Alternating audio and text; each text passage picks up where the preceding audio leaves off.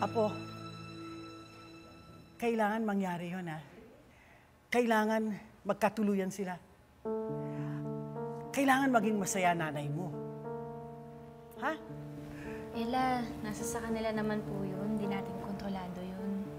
Gawan mo ng paraan para maging sila sa huli, ha? At kung hindi man sila magkatadhana,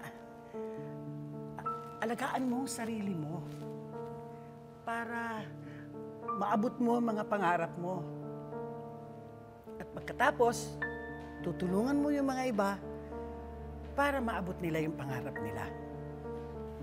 Lola, ba't ganyan naman po kayo magsalita? Bakit?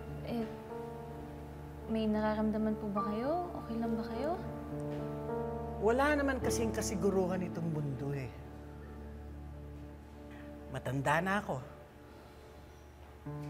Palubog na ang araw para sa akin. Lola, huwag ka nga po magsalita ng ganyan. Hindi po maganda yan. Bakit po ba? May nararamdaman po ba kayo? May sakit ka ba? Sakit, wala. Ikaw naman, sakit agad.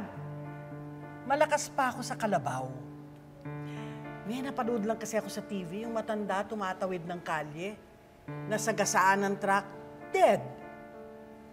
Naisip ko, paano kung ako yun? La, yan ka na naman. Tumigil ka nga po. Hindi talaga maganda yan. Ikaw naman, masyado kang seryoso. Excuse me po, Doktora Santos. Excuse me po, Aling Susan. Dok, may ipapacheck lang po. Mauna na ako, ha? Sige, Sige. Ingat ka. Ingat.